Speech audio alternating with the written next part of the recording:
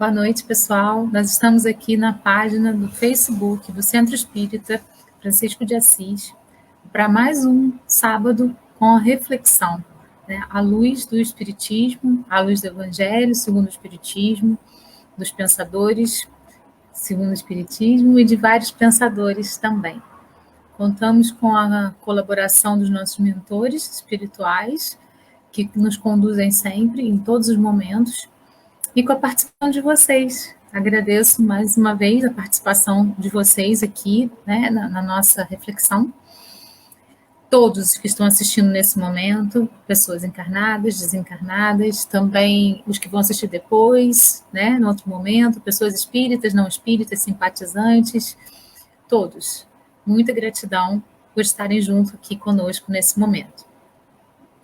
Eu gostaria de iniciar com uma oração, pedindo aos nossos mentores espirituais, pedindo a Jesus para que possa enviar até nós os seus mensageiros, para que a gente possa ter discernimento sobre tudo que vai ser dito aqui hoje, para a gente conseguir ter aprendizado em tudo que vai ser dito, para que eles possam me inspirar em cada fala que eu tenho direcionada a vocês, para que isso sirva para as suas vidas, para que vocês tenham o aprendizado necessário, que chegue até vocês aquilo que realmente é a mensagem que vocês deveriam estar ouvindo hoje. Me coloco como instrumento de Deus, instrumento de Jesus, para que tudo isso possa ocorrer da maneira mais perfeita possível. Assim é, que assim seja. Hoje a nossa reflexão vai ser sobre o filho pródigo, né? É uma parábola que sempre me deixou bastante desconfortável, né? E então eu resolvi estudar um pouquinho sobre ela para que eu possa então falar para vocês e possa compreender melhor também, né? Para essa reflexão, nós utilizamos essa bibliografia aí, a parábola do filho pródigo, Lucas 15, de 11 a 32, do Evangelho, falando sobre o sal da terra e a luz do mundo, Mateus 5, 13 e 14, o Evangelho segundo o Espiritismo de Allan Kardec, o Livro dos Espíritos, também de Allan Kardec, o Céu e o Inferno, e alguns trechos da FEB que falam sobre a questão do filho pródigo e a própria parábola. Então, um questionamento do Livro dos Espíritos. Kardec pergunta: o homem tem livre-arbítrio nos seus atos? E aí o Espírito da Liberdade responde: pois que tem a liberdade de pensar, tem a de agir. Sem o livre-arbítrio, o homem seria uma máquina. Então, nós temos, né, o livre-arbítrio em nossas vidas sempre. A gente sempre vai poder contar com ele. Tudo que acontece na nossa vida é resultado de alguma escolha que a gente fez. Em algum momento da nossa vida, a gente fez uma determinada escolha e essa escolha vai determinar o que somos hoje. Seja nessa vida, seja no nosso planejamento reencarnatório, seja em vidas anteriores, nós somos um ser único.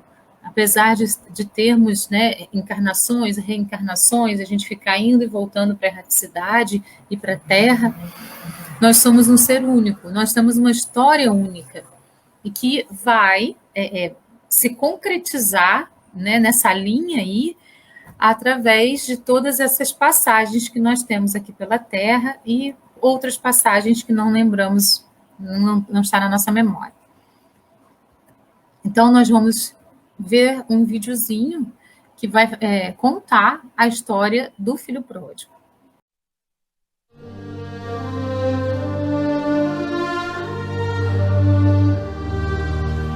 Um certo homem tinha 2 filhos.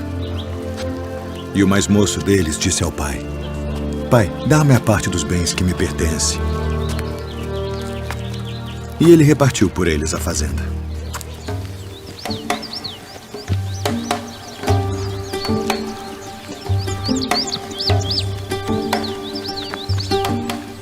E poucos dias depois, o filho mais novo, ajuntando tudo, partiu para uma terra longínqua.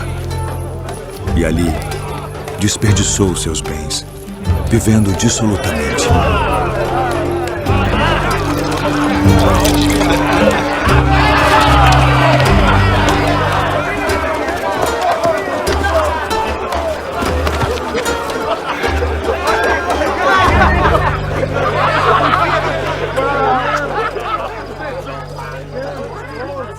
havendo ele gastado tudo, houve naquela terra uma grande fome.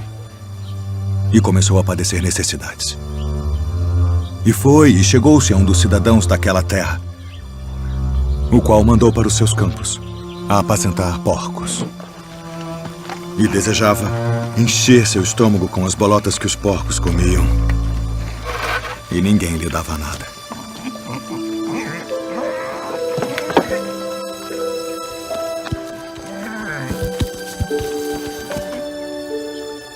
E tornando em si, disse: quantos jornaleiros de meu pai têm abundância de pão e eu aqui pereço de fome.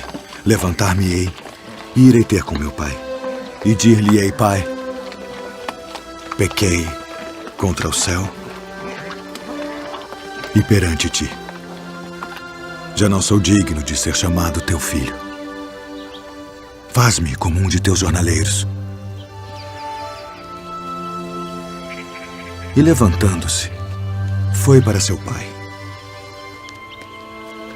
E quando ainda estava longe, viu-o seu pai. E se moveu de íntima compaixão. E correndo, lançou-se ao pescoço e o beijou. E o filho lhe disse: pai, pequei contra o céu e perante ti, e já não sou digno de ser chamado teu filho.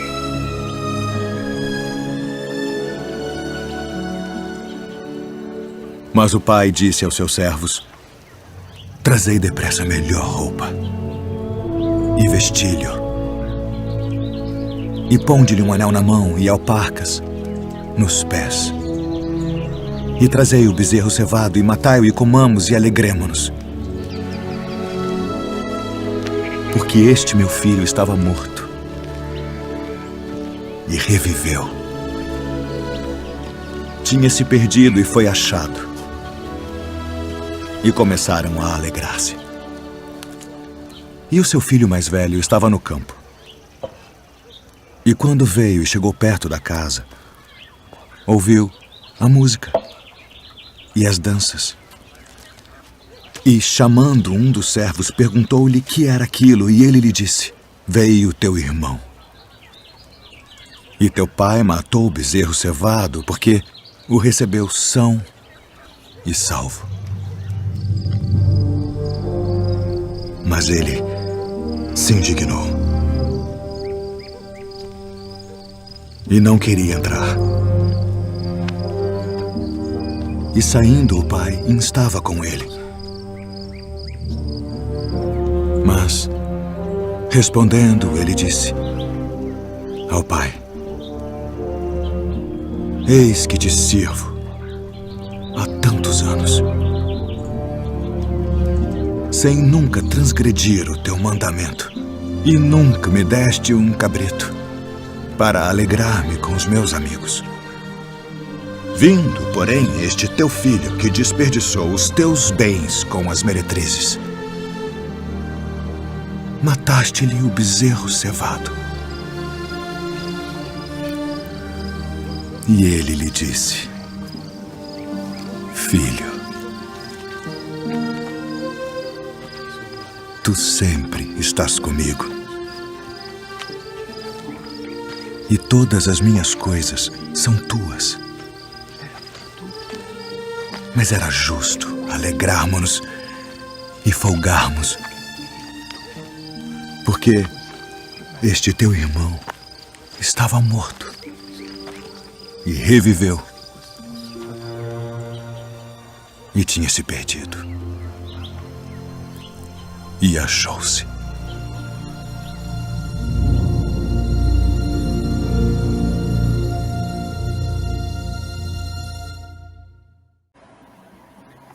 Então, agora vamos fazer a análise de tudo isso que a gente trabalhou aí, né?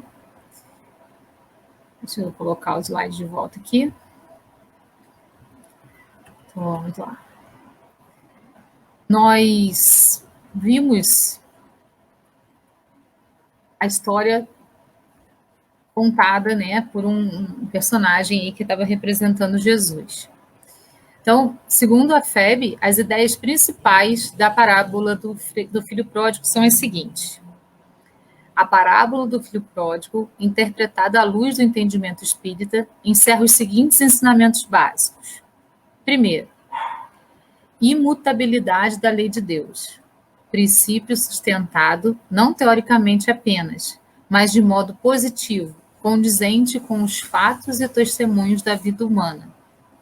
A lei de Deus é imutável e ela serve para todas as pessoas, sempre, sem mutação, né?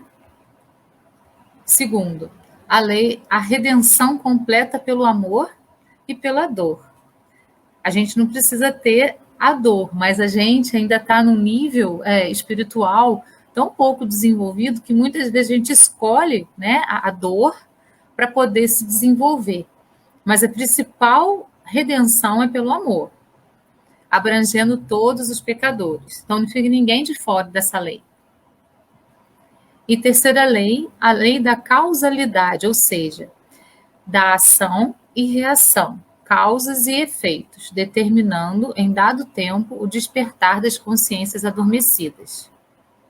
Deus é tão generoso que te dá a liberdade de plantar o que quiser, mas Ele é tão justo que você colhe exatamente o que plantou. Aí a gente fica se perguntando, né?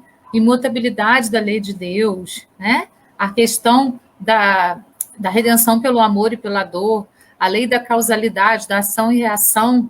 Mas aí esse menino vai, pega tudo que é do pai, vai embora, leva as coisas, né, vira as costas, vive a vida dele do jeito que ele quiser, e quando volta o pai o recebe de braços abertos, e o irmão que estava lá o tempo todo? Por que ele não foi recebido assim? A primeira impressão que pode nos passar, as nossas vistas humanas, é bem essa. Parece que é muito injusto, né? O outro filho estava lá, seguindo todas as regras do pai, e quando o filho que transgrediu tudo volta, ele que recebe os louros, e o filho que estava lá não recebe nada. A nossa visão humana é limitada a esse ponto. Porque, na verdade, o filho que estava lá, ele recebeu do pai o tempo todo a atenção, o reconhecimento. Para o pai, o tempo inteiro era festa. E ele sabia que ele podia ficar descansado porque ele tinha aquele filho lá.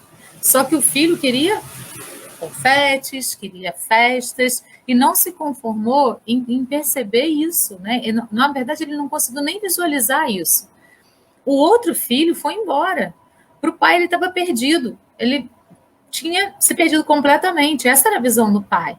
E quando o menino volta, ele fica tão feliz que ele quer comemorar isso. E quer que o filho mais velho comemore junto. Ele não exclui o filho mais velho. Ele quer que ele comemore junto. Mas o filho mais velho fica duro e não compreende a visão do pai. Não consegue deslocar o foco de visão dele para a visão do pai, para perceber o que o pai estava sentindo com aquela volta. Aquele filho, para ele, estava perdido, e metade do coração do pai estava ferida, machucada. A outra metade feliz pelo filho que estava ali. Então, a felicidade que esse filho que estava próximo trazia era muito grande, e ele não percebia isso, porque ele queria recompensas. Ele não queria somente essa visão que o pai tinha, ele queria recompensas por aquilo que ele estava fazendo, né, durante a vida toda com o pai. Quarta, relatividade do livre-arbítrio, o qual não pode ser absoluto, a ponto de ser dado ao homem alterar os desígnios de Deus.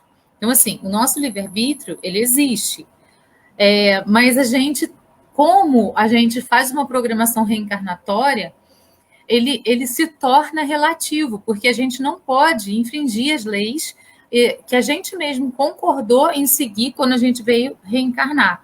Então, a gente sabe as regras que a gente precisa seguir, isso está dentro de nós, dentro do nosso ser, dentro do nosso eu mais profundo, no reino de Deus que habita em nós. Né? Jesus disse, o reino de Deus não é fora, é dentro, está dentro de nós. Então, todas as explicações, todas as leis estão aqui, escritas dentro do nosso ser, no nosso espírito, que é o mais profundo do nosso eu. E ela reverbera para o nosso entendimento agora. Então, quando a gente faz alguma coisa que não é bacana, a gente sente isso, a gente sente isso voltando para a gente sente que a gente fez alguma coisa errada, porque dentro da gente existe esse termômetro, né? Existe esse sininho que toca quando a gente exagera em alguma coisa, quando a gente deve parar em outra, e muitas vezes a gente não ouve esse sininho interno nosso. Por isso, esse livre-arbítrio, ele é relativo nesse sentido, né? Nós estamos aqui concordando com as leis de Deus. Quando a gente reencarna, a gente concorda com aquilo tudo que a gente programou e em seguir as leis de Deus. Então, se a gente age fora disso, existe aí alguma coisa que vai tolir o nosso livre-arbítrio. E, finalmente, a evolução individual dos seres racionais e conscientes, cujo número o homem faz parte, processada no recesso íntimo das almas, livre e espontaneamente, como a lei natural e irrevogável. Então, nós somos sempre, nós precisamos estar sempre predispostos à evolução. Esse é o caminho nosso aqui na Terra. Nós estamos fadados a evoluir. Essa é a nossa única missão. Ah, mas a gente não tem a missão de contribuir com o outro, a gente só dá o que a gente tem. Então, se a gente não tem para dar, a gente não pode contribuir com o outro. A gente precisa trabalhar primeiro as coisas dentro da gente. A gente precisa resolver as coisas dentro da gente. A gente precisa ter amor para dar, a gente precisa ter paciência para dar. Então, primeiro a gente tem que ter com a gente, para depois poder dar para o outro, porque senão a gente vai dar torto. A gente vai dar de maneira equivocada, a gente vai dar de uma maneira que não vai ser bacana para o outro receber. Então, a gente precisa se trabalhar, a gente precisa evoluir. E a nossa missão é a nossa evolução. Quando a gente evolui, quando a gente dá um passo em direção à nossa evolução, tudo ao nosso redor evolui também. Então, a gente está contribuindo com tudo que está ao nosso redor. Estamos fadados à evolução. Tem pessoas que querem estagnar, né? Então, param diante de uma situação, diante de uma coisa que foi ruim e ficam segurando aquela coisa ruim ali durante muito tempo. E isso não faz com que ela regrida, não existe involução, mas faz com que ela estagne diante daquela situação, o que vai retardar o processo evolutivo dela. Então, a evolução, ela é individual e ela vai ocorrer com os seres, né? Os seres racionais e conscientes, que a gente vai evoluindo de acordo com os nossos passos e com as escolhas que a gente faz durante o nosso processo existencial.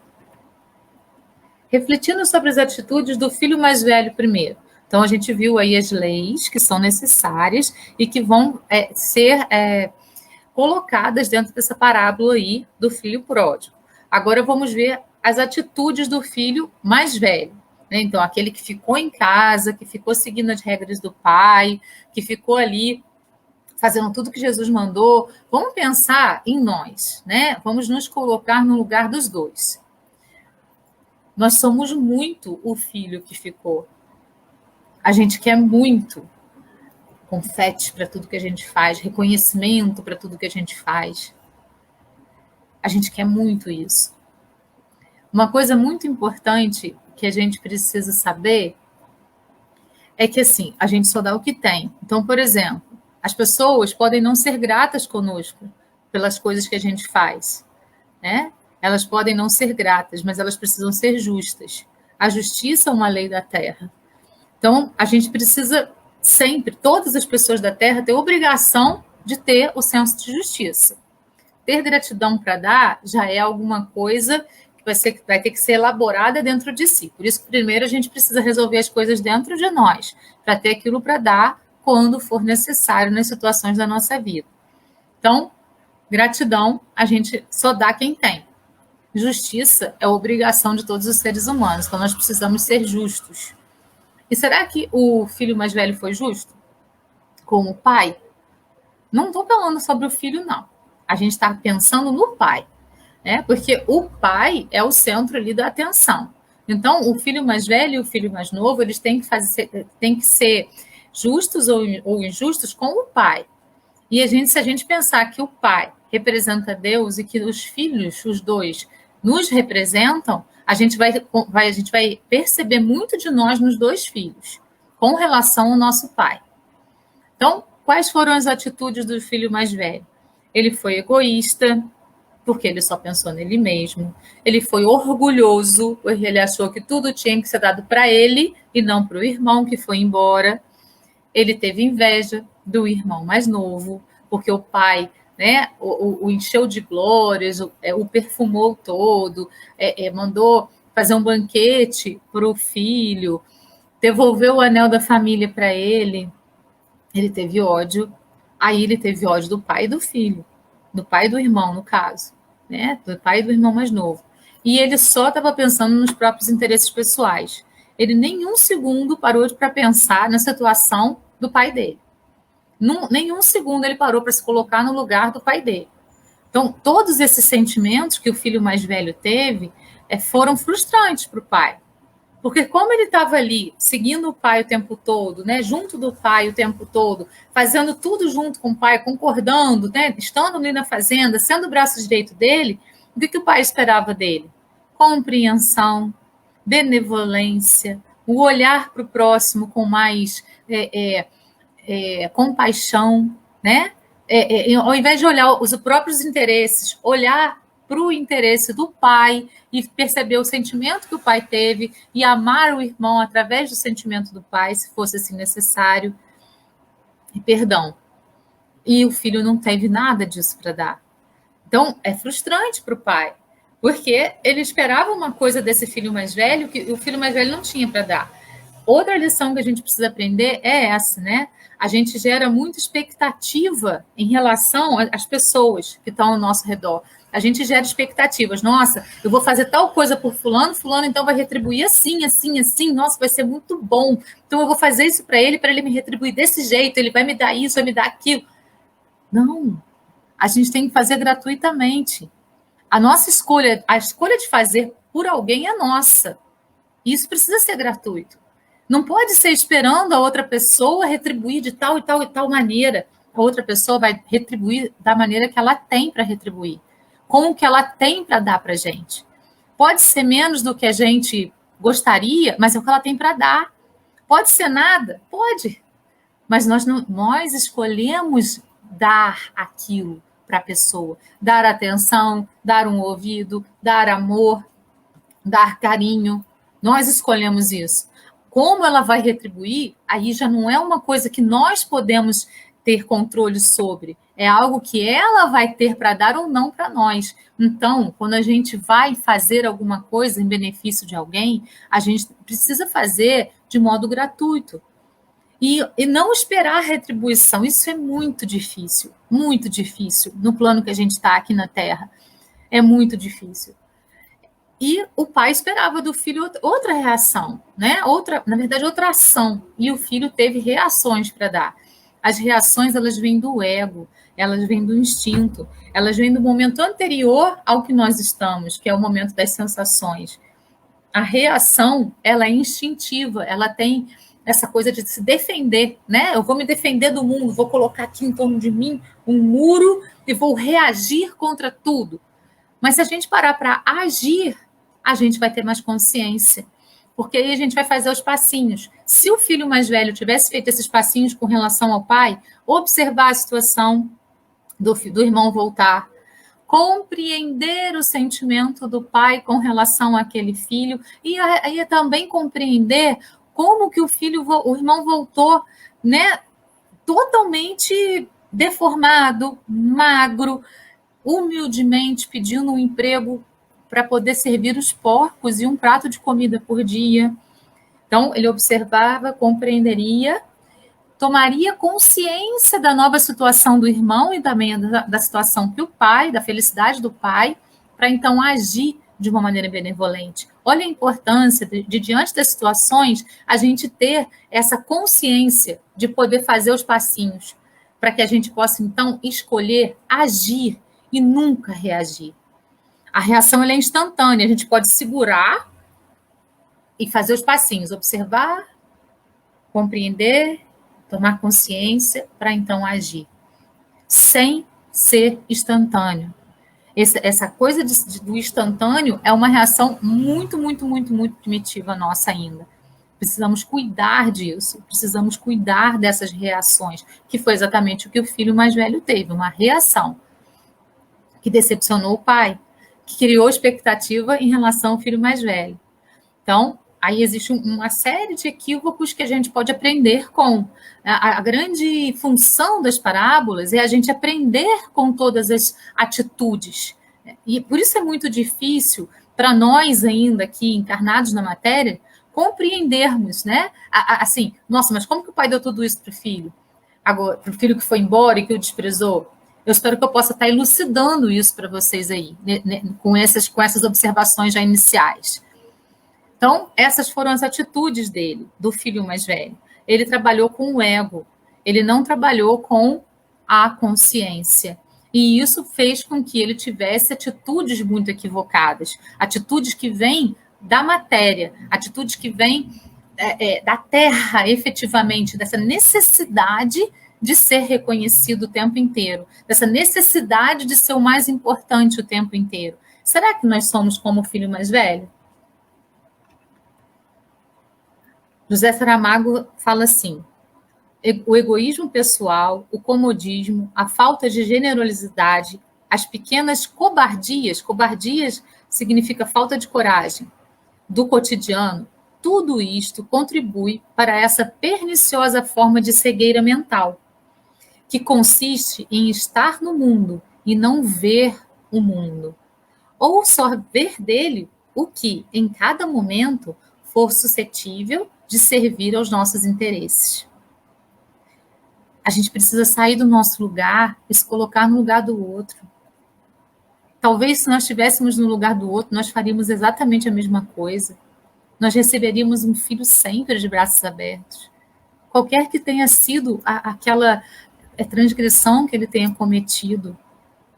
A gente precisa sair do nosso lugar e ver com os olhos dos outros. Sair desse ângulo de visão e olhar por outro ângulo, para a gente perceber a realidade do outro e poder se compadecer dela, e poder ter compaixão também.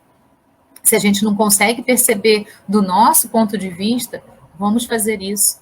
E vamos sair dessa cegueira que faz com que a gente não tenha coragem de agir diante das situações, de agir. Porque reagir é muito fácil, agir é complexo. A gente precisa ter consciência para agir.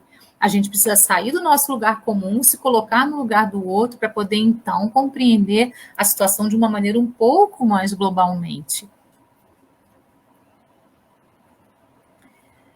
Aí a gente tem, né? A gente falando da gente mesmo. Eu não sou egoísta. E olhando para o próprio umbigo. Sempre para os nossos interesses pessoais. Será que a gente está sendo egoísta? É sempre interessante a gente lembrar que nas nossas falas, nas nossas reflexões, eu não vim trazer respostas, eu vim trazer questionamentos, sempre questionamentos para que a gente possa, então, pensar sobre as nossas atitudes. Se eu tivesse todas as respostas, eu não estaria mais aqui.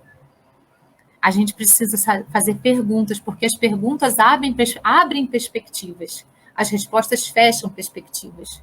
Então, se a gente está sempre perguntando, sempre questionando a gente mesmo, as nossas próprias atitudes, a gente está abrindo porta para as respostas chegarem. E aí a gente vai ter novas perguntas para fazer, para novas respostas chegarem. Muitas vezes a nossa pergunta abre outra pergunta. Ótimo.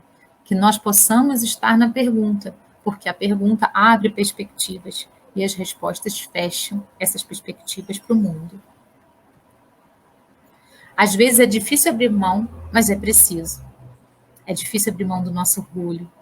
É difícil abrir mão daquilo que a gente fala. Eu nasci assim, eu cresci assim, você sempre assim. Eu não mudo de opinião. Eu estou aqui firme na minha opinião. Por quê? É muito mais importante ser metamorfose, mudar de opinião o tempo todo mesmo. Nossa, eu estava errado. Eu posso olhar as coisas por um outro ângulo, eu posso ver as coisas por outras perspectivas. Fulano realmente estava certo e eu me equivoquei. Ótimo! Graças a Deus que eu posso me equivocar e eu posso mudar minha rota para um caminho mais assertivo, para fazer escolhas mais assertivas, ao invés de ficar agarrada no orgulho de querer ser sempre verdade, ter sempre a razão. Uma pergunta muito importante para a gente se fazer, outra pergunta. Eu quero ter razão ou eu quero ser feliz? A gente pode se perguntar isso. Eu quero ser feliz. Sempre. Eu escolho sempre ser feliz. Eu não escolho ter razão. Graças a Deus, porque há algum tempo, né, quando eu era adolescente, eu escolhia sempre ter razão. Então, eu estava sempre em discussões, em questionamentos, em coisas. A gente tem que ser pacífico na vida? Não. A gente tem que ser racional, observar, compreender, tomar consciência e agir. Isso não é ser pacífico. Isso é ser consciente. Mas ser consciente é diferente de ser cri-cri, né? De ficar questionando tudo o tempo todo, questionando com os outros, ao invés de questionar consigo próprio. É muito diferente. Os questionamentos, eles podem ser interiores. A gente pode se questionar. Se a pessoa estiver aberta para poder conversar, nós podemos fazer um debate saudável com alguém. Mas se a pessoa se fecha e quer ser a dona da verdade, para que discutir? Não vai levar a nada, não vai levar a lugar nenhum. Então, a gente pode abrir mão do nosso orgulho. Se a pessoa pensou que a gente perdeu a discussão, não importa. Isso é um pensamento dela. Nós sabemos o que nós estamos levando dessa discussão. Nós sabemos o que a gente está levando dessa situação. E isso é que importa. O nosso aprendizado frente a isso, ou as nossas reflexões frente a essa situação pela qual a gente está passando.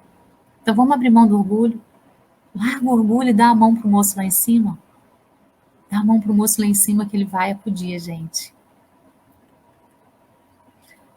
O orgulho vos induz a julgardes mais do que sois. A gente pensa que a gente é mais do que a gente é, né? A gente pensa que a gente é o bambambam da história. Existem duas formas de viver a vida. Uma é com orgulho, acreditando que sabe tudo, querer ter razão. Outra é com humildade e sabedoria, reconhecendo que sempre há muito a aprender. A gente pode ficar sempre na pergunta e sempre buscando, sendo buscadores das respostas, mas não se conformando com as respostas fechadas, mas sempre com as respostas que dão aberturas para novas perguntas, para novos questionamentos. A inveja. Para o invejoso e o ciumento, não existe repouso. Sofrem ambos de uma febre incessante. Esses sentimentos, o orgulho, a inveja, né, o egocentrismo, eles só fazem mal a quem sente. Somos nós que nos agarramos a ele. Não é aquela pessoa que teoricamente fez você sentir isso que vai sentir, né, que vai se ser prejudicada com esse sentimento. Só quem sente é prejudicado. Eles sofrem, então, não existe repouso para eles, porque eles estão sempre com inveja, querendo o que é do outro, querendo que, ou então com ciúmes, querendo só para si, só para si, só para si, e esquecendo que a gente é um ser que vive em comunidade na Terra. Comunidade é comum, se é comum a todos, então a gente precisa estar na comunidade, se aprimorando intensamente, incessantemente, para que tudo ao nosso redor também se aprimore, para que a gente possa ter para dar coisas importantes que os outros precisam. Mas a gente só pode dar quando a gente tem. Então, a gente precisa do aprimoramento interior primeiro. O invejoso não vê além de si mesmo, porque todo invejoso é um egoísta nato. Ele não alcança o merecimento do outro e então cria ódios dentro de si, que lhe aumentando ainda mais a própria cegueira. Que possamos todos refletir antes de criticar alguém, porque pode ser recíproco, resquícios de inveja. Quando João fala de Pedro, eu sei mais de João do que de Pedro. Vocês já ouviram isso? A psicanálise fala muito isso. Então, é muito interessante a gente parar para pensar nisso. O que eu estou fazendo? Quando eu falo do outro, o outro é meu espelho. Eu estou me vendo refletida nele. Então, se eu falo, nossa, fulano é um egoísta, fulano é um egocêntrico, fulano é isso, fulano é aquilo, eu estou me vendo no espelho do outro. E estou trazendo aquilo para mim. Eu estou me vendo. E eu não estou conseguindo entender que eu estou me vendo. Porque se aquilo me incomoda tanto no outro, é porque aquilo está em mim. Então, antes de julgar o outro, vamos olhar para nós mesmos, sem julgamento também. mas só olhar para nós mesmos, procurando perceber se a gente tem aquilo dentro da gente. E se a gente tiver, vamos aceitar que temos e vamos modificar isso dentro de nós. Que bom que a gente tem espelhos no mundo. Vamos agradecer por tê-los. Então, se alguma atitude no outro me incomoda, é porque aquela atitude é mais minha do que do outro. Ninguém precisa saber disso. Só eu mesmo. E só eu mesmo posso modificar isso dentro de mim. Eu não preciso sair confessando para todo mundo, nossa, olha só, eu vi que fulano é invejoso, então aquilo me fez refletir que eu também sou invejosa, eu não preciso disso. Eu posso simplesmente compreender isso, observei, compreendi, tomar consciência para poder então agir e modificar isso em mim. Esses são os passos. Sempre. Parece fácil, mas não é. Mas também não é impossível. É possível. É só a gente começar a exercitar isso no nosso dia a dia. Ódio. Foi o outro sentimento que o irmão mais velho teve. A escuridão não pode expulsar a escuridão. Apenas a luz pode fazer isso. O ódio não pode expulsar o ódio. Só o amor pode fazer isso. Martin Luther King. Olha que sabedoria nessas palavras. Né? A gente não pode combater a escuridão com a escuridão, nem o ódio com o ódio. A gente pode extinguir a escuridão acendendo um fósforo, uma pequena luz que vai iluminar tudo que está ao redor. E a gente pode eliminar o ódio com uma gotinha de amor. Uma gotinha de amor pode transformar uma situação de ódio em paz. Vamos pensar nisso. Aí vem, né, lá no capítulo 12 do Evangelho, amai os vossos inimigos, retribuir o mal com o bem, deixando de lado o interesse pessoal. Se o outro está te dando aquilo, é porque é o que ele tem para dar. É só o que ele tem para dar. E você? O que você tem para dar para ele? Ele está te dando uma palavra grossa? Ele está te jogando energias ruins? É isso que ele tem para dar. E o que você tem para dar para ele? Também isso? Palavras grosseiras? Energias negativas? Ou você tem amor? Ou você tem benevolência? Compaixão e compreensão. É difícil, mas não é impossível. A gente pode trabalhar isso, exercitar isso durante nossa caminhada. E foi isso que faltou no irmão mais velho. Interesse puramente pessoal leva à falta de misericórdia e de compaixão. Quando alguém lhe magoar ou ofender, não retruque. Não responda da mesma forma.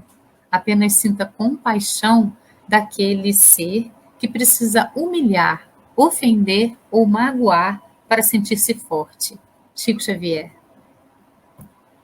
Tá aí a lição. Né? A gente pode resolver seguir ou não, a escolha é sempre nossa. Na hora lá que a coisa está fervendo, numa discussão, numa situação nervosa, a escolha é sempre nossa, se a gente vai sair do nosso prumo ou se a gente vai entrar na energia da discussão. É sempre nossa. Então, essas foram as reflexões sobre as atitudes do filho mais velho. Agora nós vamos refletir sobre o filho mais novo.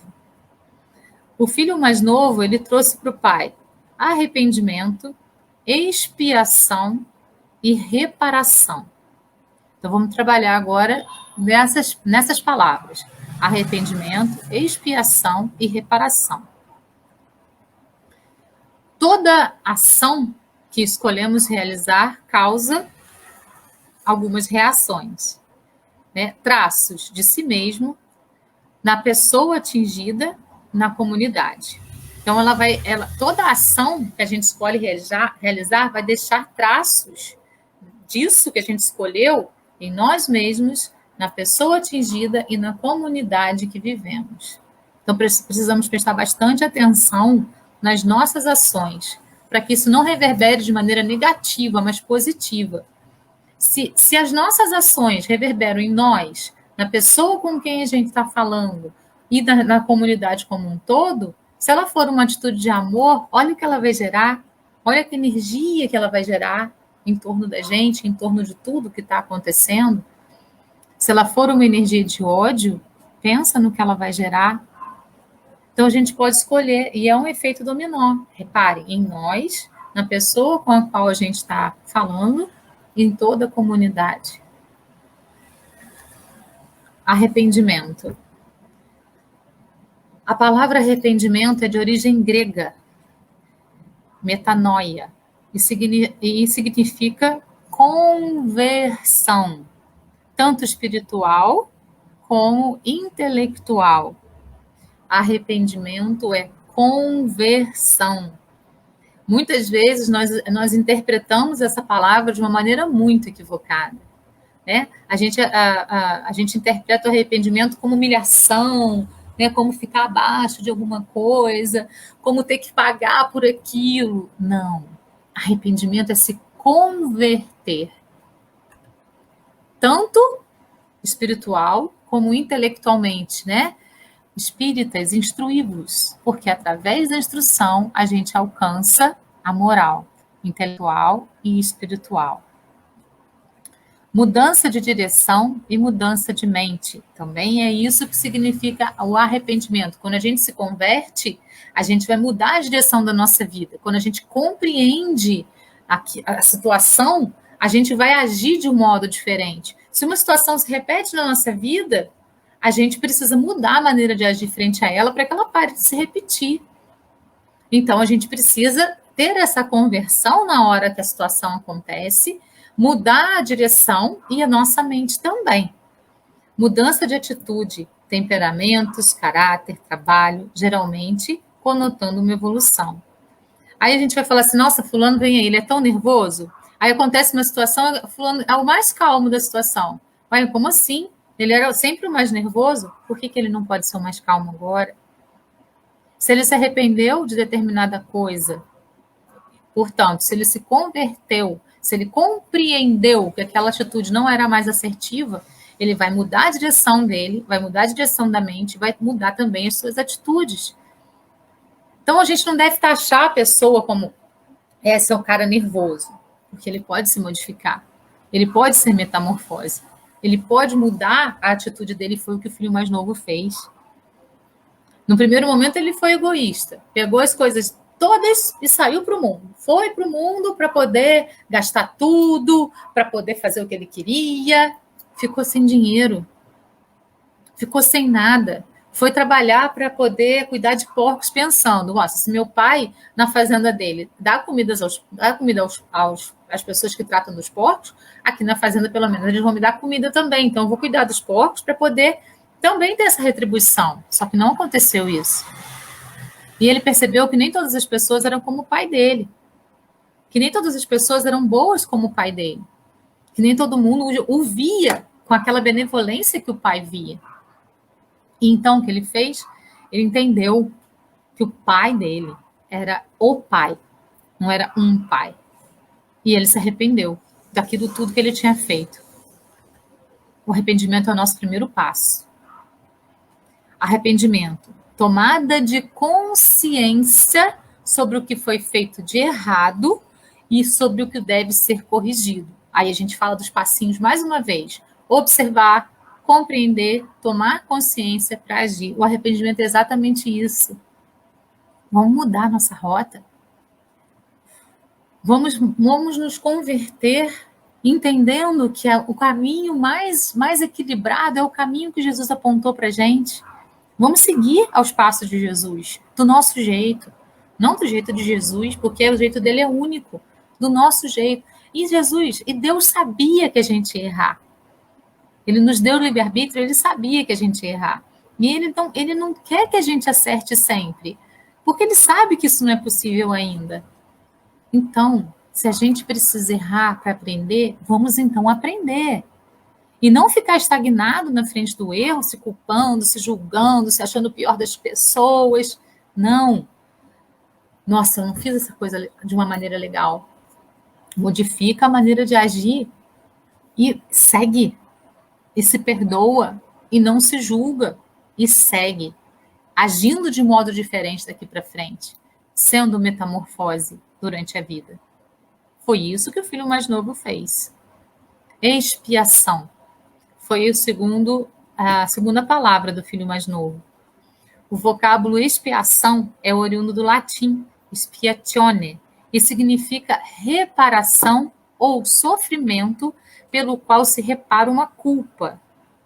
À luz do Espiritismo, entendemos expiação como a alavanca que move o espírito estacionário ao caminho da perfeição. E ele passou por expiação. Ele foi trabalhar cuidando dos porcos e comia mesmo a comida dos porcos. Imagina que vida que esse menino teve.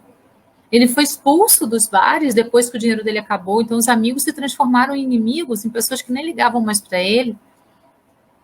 E ele foi aprendendo, e ele foi tendo aprendizado durante todas essas passagens equivocadas. O importante é o aprendizado. A gente vai se equivocar, a gente vai cometer erros muitas vezes, mas o importante é o aprendizado que a gente tem com essas escolhas equivocadas que nós fizemos.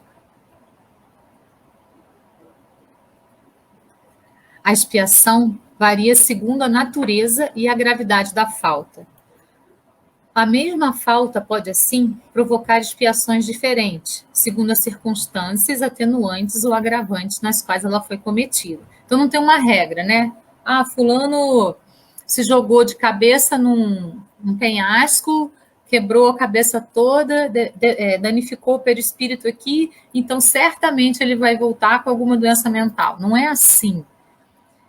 Tudo vai depender da gravidade da falta, da natureza da falta, de um monte de coisas, de um contexto geral em cima da falta. Não tem uma regra única que vai determinar. A regra é individual, é vista caso a caso, é analisada caso a caso. Se aquela pessoa se jogou e se arrependeu daquilo, arrepender no sentido de se converter e se modificar, não no sentido de se culpar, de se achar a vítima do mundo, pior das criaturas. Não, não é isso que eu estou falando. É se arrepender no sentido consciente da coisa. Ela pode mudar a expiação disso aí. Não necessariamente ela vai voltar com um problema na cabeça. Reparação foi a última palavra do filho mais novo. Reparação. Quando já existe condições de reparar o que foi feito de errado ou mal perante os prejudicados. Serve como resgate de débitos. É uma chance de provar o progresso real da moral. Ele se arrependeu, ele passou por muitas expiações e ele voltou para pedir perdão. Ele voltou para pedir perdão. E ele reparou por aí, através da dor e do amor, tudo aquilo que ele tinha feito anteriormente. O pai percebeu isso pela maneira como ele chegou, pela maneira humilde que ele chegou, pelas roupas que ele estava vestindo, pelo quanto ele estava magro, né? Desidratado. O pai entendeu. Esse filho aqui já entendeu a lição. Eu o amo e eu o aceito novamente. Cada um desses 3 passos que deu o filho mais novo são enormes conquistas de alta dificuldade em nosso estágio evolutivo. É sempre motivo de comemoração íntima quando suportamos e vencemos alguma viciação própria. É uma superação. Então, eu gostaria que cada um se colocasse no lugar dos 2 filhos. Né? Vamos sair do nosso ponto de vista e vamos nos colocar no lugar do filho mais velho e no lugar do filho mais novo. Quais seriam as nossas atitudes no lugar de cada um deles? A bondade de Deus. Admirai, no entanto, a bondade de Deus, que nunca fecha a porta ao arrependimento. vem um dia em que, ao culpado, cansado de sofrer, com o orgulho afinal abatido, Deus abre os braços para receber o filho pródigo, que lhe lança aos pés. Que se lhe lança aos pés. Então, Deus nunca vai fechar a porta para a gente. Por mais que a gente tenha sido equivocado na vida, o equívoco também é um caminho. Todos são caminhos. Nós já falamos sobre os caminhos, né? Numa oportunidade anterior. Todos são caminhos. E nós podemos escolher enveredar por muitos caminhos.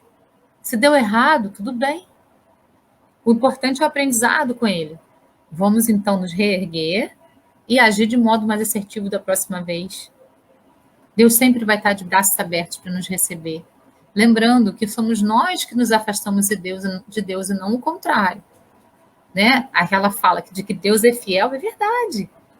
Ele sempre é fiel, nós é que não somos. Nós é que nos afastamos. Nós é que deixamos de lado os ensinamentos dele para poder viver a nossa própria vida. Tudo bem. Só que isso vai ter uma consequência, lei da ação e reação. O que plantamos, colhemos. O filho mais novo plantou egoísmo, plantou orgulho, foi viver a própria vida e colheu. Né? Colheu dos amigos a recusa, a ingratidão. Do emprego, a humilhação completa. E se arrependeu, voltou aos braços do pai, que o recebeu de braços abertos, para ele poder recomeçar. Começar de novo. É sempre importante recomeçar. É sempre importante começar de novo. Podemos refletir sobre as duas atitudes, a do filho mais novo e a do filho mais velho. Elas exemplificam as nossas atitudes humanas. Nós somos um pouquinho de cada um. Mas somos um pouquinho de qual mais? Quando que a gente tem a humildade do arrependimento para poder voltar e pedir perdão? E quando que a gente é orgulhoso, invejoso, a gente acha que tudo é injusto porque a gente fez mais do que todo mundo? Quando? O que Cristo nos deixou de mensagem sobre o que gostaria que fôssemos? Ele pediu para a gente ser o sal da terra e a luz do mundo. Para ser o sal da terra, a gente tem que ser o tempero na dose certa.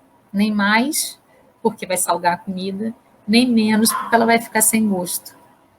E a luz do mundo, por onde a gente passar, deixar boas mensagens, boas energias, amor, por onde quer que passemos. Como diz a oração de São Francisco de Assis, onde houver ódio, que eu leve o amor, onde houver ofensa, que eu leve o perdão, onde houver discórdia, que eu leve a união. Isso é ser luz. As atitudes dos dois irmãos, nos representam. Nós precisamos compreender isso. Eu tinha muita dificuldade de entender essa passagem, essa parábola de Jesus. Mas depois de estudar bastante, eu consegui entender. Cada um dos filhos representa as nossas atitudes em momentos diferentes da nossa existência. São espelhos do que nós somos. Se ficamos com mais raiva do irmão mais velho, é porque tem muitas atitudes dele em nós. Ou do irmão mais novo, é porque também tem muitas atitudes dele em nós. Por isso, precisamos aprender a florescer onde Deus nos plantou. Não esperemos o jardim ideal para florescer. Floresçamos onde Deus nos plantou. A gente fica falando, nossa, não, eu vou esperar isso aqui acontecer, aquilo ali acontecer para poder então... Não, é agora, é no hoje. Nós podemos fazer no agora. É só a gente querer. Vamos florescer onde Jesus, onde Deus nos plantou. 3 elementos para os quais precisamos atentar para a reforma íntima: o orgulho, o egoísmo e o interesse pessoal. Isso está numa fala de Emmanuel, né? Uma fala enviada para Chico Xavier. Então, para que a gente possa iniciar o nosso processo de reforma íntima, precisamos observar em nós o tamanho do nosso egoísmo, o tamanho do nosso orgulho e o tamanho do nosso interesse pessoal nas coisas, para que a gente possa, então, modificar isso e caminhar, e ao invés de ficar estagnado frente a esses sentimentos que não servem de nada. É difícil, mas a gente pode, com um exercício diário, passo a passo, um dia de cada vez. Esse é um trabalho diário. Chico Xavier dizia que ele era como uma lesma no mundo, porém, uma lesma que anda sempre para frente. A gente pode andar sempre para frente, ao invés de ficar estagnado diante das situações. A escolha é sempre nossa. Vamos fazer como o Chico? Imagina só se ele era uma lesma no mundo, o que eu sou. Mas não tem problema. A velocidade não tem problema. O importante é o caminhar para frente. Por isso, precisamos abandonar nossas certezas, nossos conceitos, preceitos, nossas teorias, nossas crenças limitantes, nossos pontos de vista fixos e adotar o Evangelho, os ensinamentos tão simples como o norte em nossas vidas. Precisamos parar de querer ter razão e escolher sermos felizes, imensamente felizes pelo que somos. Sem desanimar com as quedas, mas buscando aprendizados nelas. É nisso que consiste em sermos o sal da terra e a luz do mundo. Não fazermos tudo de modo perfeito, pois ainda não o somos, não somos perfeitos. Mas na empreitada de buscar a perfeição, como nos sugeriu o Cristo em uma de suas passagens. Ser sal na medida certa, sem exagerar nem para mais, nem para menos. Ser luz, onde a treva tenta ser mais forte. Não existe treva onde o mínimo de luz se acende. O grande equívoco é achar que estamos no controle. O controle é de Deus, não é nosso. A escolha pode ser usar a medida do sal de Deus e deixar a luz de Deus brotar de dentro para fora de nós. Olha que lindo. Esse daí é do meu mentor. A escolha pode ser usar a medida do sal de Deus e deixar a luz de Deus brotar de dentro para fora de nós. O mais importante na vida é despertar para quem você realmente é. Você não é apenas um ser pessoal. Você é o espírito vivo da verdade. Você é a luz da consciência revelando tudo. Você é a presença observadora sem desejo e apego. Você é a sabedoria e o amor que brilha na fonte da existência. Você é consciência eterna. A gente só precisa descobrir que a gente é isso tudo, né? Como o Moji falou. A gente é isso tudo aí. A gente só precisa descobrir e aceitar o que a gente realmente é. Para a gente fechar, então, uma pequena reflexão. Esse foi um recadinho enviado pelo meu mentor. Nós olhamos muito para nós mesmos, mas a partir de óticas que pouco contribuem para a nossa evolução. Olhamos com os olhos do ego, buscando desculpas para os nossos erros, em explicações sem fim do porquê dessa ou daquela atitude, desse ou daquele sentimento, procurando justificar tudo para não admitirmos nossa pequenez e nossas falhas. Esse é o olhar do ego. Ele não nos auxilia para a evolução, mas se nós olharmos com coragem para descobrirmos quem realmente somos, sem vaidade, sem receio, de acharmos o bem e o mal que habitam em nós, aí estaremos nos buscando verdadeiramente. Se estando na Terra, olhamos para o lado e vemos um espírito que criticamos e recusamos, acusando-o de péssimo exemplo, é porque um pouco ou muito daquilo que abominamos nele está em nós. Se nos incomoda, é porque está em nós. E nisso também consiste a bondade divina, em nos dar espelhos para termos condições de nos enxergarmos através daquilo que nos chama a atenção no outro. Se olharmos para o outro e percebermos algo que nos agrada muito, buscamos nos espelhar para atingirmos algo parecido. Façamos, pois, o movimento contrário também. Busquemos nos reconhecer no equívoco para modificarmos em nós o que é necessário. Ver-nos é essencial para evoluirmos, mas não um ver egóico, entretanto, um ver profundo, assumindo verdadeiramente quem somos, sem medo, sem vergonha, sem a vaidade de nos acharmos ou de nos sentirmos melhores ou piores do que os irmãos que nos cercam. Estamos encarnados no mesmo planeta por algum motivo que nos une a este lugar.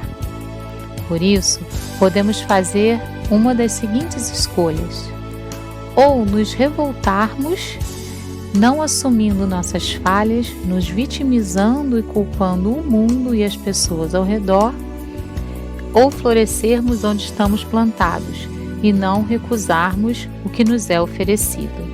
José de Arimateia, meu mentor espiritual, no ano de 2018.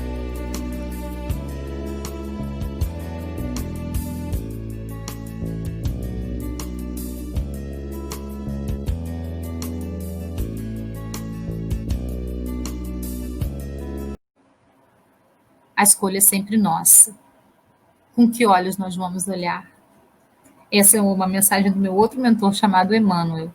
Em todos os momentos de nossas vidas, temos a divina oportunidade dada pelo livre-arbítrio de trocar os antigos óculos embaçados pelo tempo por novas lentes, para vislumbrarmos o mundo, as pessoas, as situações e enxergar tudo através de novas perspectivas, novos ângulos, observando tudo de um modo novo. O convite está aí, então. Vamos nos colocar no lugar dos dois filhos, do filho pródigo e do filho mais velho. Vamos compreender as nossas atitudes frente ao mundo, tomar consciência delas e agir como Jesus pediu, sendo o sal da terra e a luz do mundo. Gratidão a todos. Namastê.